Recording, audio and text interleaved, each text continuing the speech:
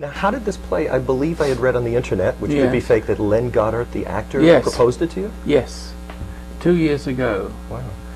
He sent me the script, and end of Act 1 I needed a small scotch, end of Act 2 I needed a large one. And I have one nearly every night down in the bar downstairs. I don't know if you want to discuss Mr. Horowitz's play, but the theme that you get to, without me giving any plot developments away, I don't want to spoil the play, in the second act you get into the innate sadism in artists, or the vicarious thrills. Could you discuss that? Right. Well, it's interesting. I always sit in the front row on the end, so I can whisper to the actors, "Act better!" No, I don't do that. I don't need to, they're so good. But I also look along the other side of the theatre to the front row on the other side of the aisle. And the expressions on the audience have to be seen to be believed. They often, in the most horrific moments, they have a sort of leering sort of lust, particularly the women. The more the horror, the more they're sitting on, the more they're wanting more horror, and more horror, and more horror, until torture is the order of the day. Yeah, I mean... So there are a couple genuinely frightened, but the majority, especially the women more than the men, are sitting on the edge of their seats, lapping up the lust and terror.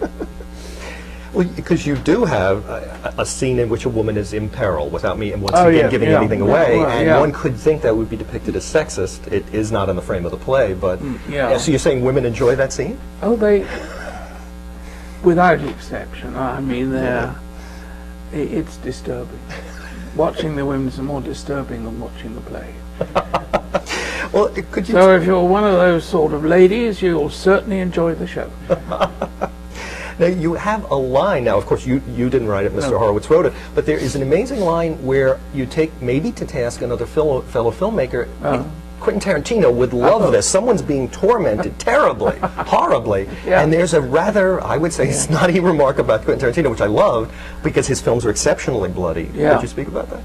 Well, yes, there is a line that the so-called author of these books on serial killers is being adapted by a bevy of writers working for Quentin to make it more horrific. And you know, it's pretty horrific as it stands here. So imagine 6 writers making it more so. It's just a lot of fun. I think he would like it. Quentin Tarantino would like the play. Okay. I think but it seems you're making a pointed remark about the nature of, you mentioned video nasties at one point, the British phenomenon of the films that are banned in Britain on video because they're too violent. And you seem to be making a comment, you and Mr. Horowitz, of course, and the actors, are making a comment about our lurid fascination with violence, like you're talking about the ladies in the audience. Well, it's, he must have known his, I don't know if he'd done research or not, I didn't talk to him about that in particular. But certainly the more horrific the play becomes, the more intrigued the audience seems to come. And some of the jokes, there are a couple of jokes, it's not laden with jokes, but they're in bad, what would be called in the old days, bad taste, or being politically incorrect, but we don't follow that sort of thing anymore. Yes. So there's plenty of it about.